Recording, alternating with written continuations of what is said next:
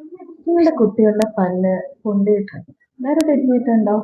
ഈ വെക്കേഷനിൽ നിങ്ങൾ പ്ലാൻ ചെയ്യാണോ ഒന്ന് കമ്പിയിട്ടേക്കാം അല്ലെങ്കിൽ തലേനേക്ക് ചെയ്തേക്കാം, ഒന്ന് ലെവലാക്കാം എന്നൊക്കെ? ഇതിനു മുമ്പ് നിങ്ങൾ ശ്രദ്ധിക്കേണ്ട ഒരുപാട് കാര്യങ്ങളുണ്ട് കേട്ടോ. എന്തുകൊണ്ടാണ് ശ്രദ്ധിക്കേണ്ട കാര്യങ്ങൾ പറയാൻ? ഒന്ന്, കുട്ടിക്ക് കൃത്യമായ രീതിയിൽ ബ്രഷ് ഹാബ്സ് ഉണ്ടായിരിക്കും.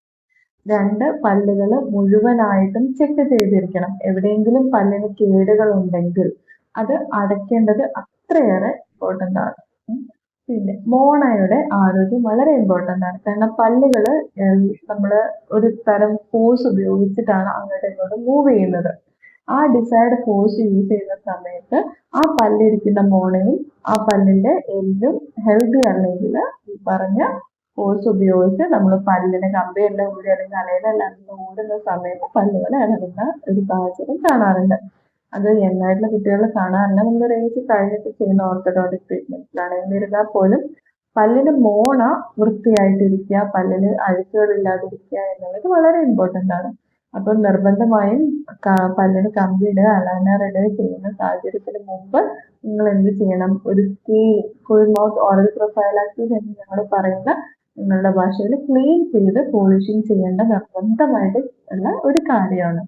പിന്നെ വേറെ എന്തൊക്കെയാണ് ശ്രദ്ധിക്കേണ്ടത്? കുട്ടികൾക്ക് മറ്റ് ഹാബിറ്റുകൾ ഉണ്ടോ എന്ന് നിങ്ങൾ കണ്ടുപിടിക്കേണ്ടതായിട്ടുണ്ട്. അവർ വെറുതെ ഇരിക്കുന്ന സമയത്ത് നെയിൽ ബൈറ്റിംഗ് ഉണ്ടോ, അതേപോലെ ലിപ് ബൈറ്റിംഗ് ഉണ്ടോ? ടങ് ത്രസ്റ്റിംഗ് എന്ന് പറയുന്നത് നാവ് കൊണ്ട് പല്ലിനെ തള്ളുന്നത് ഹാബിറ്റ്. വെള്ളം നിറക്കുന്ന സമയത്തും വെറുതെ ഇരിക്കുന്ന സമയത്തും നിങ്ങളുടെ കുട്ടികൾ നാവ് കൊണ്ട് പല്ലിനെ തള്ളുന്നുണ്ടോ? അതേപോലെ രാത്രി കിടന്നുറങ്ങുമ്പോൾ വാ തുറന്നാണോ ഉറങ്ങുന്നത്? ഈ വക കാര്യങ്ങളെല്ലാം നമ്മൾ പരിഗണിക്കേണ്ടതാണ്. ഇതിനെല്ലാം സൊല്യൂഷൻ കണ്ടതിന് ശേഷം വേണം നിങ്ങൾ പല്ലിന് കമ്പി ഇടുന്ന ഒരു കാര്യം കൊണ്ട് മുന്നോട്ട് പോകാൻ.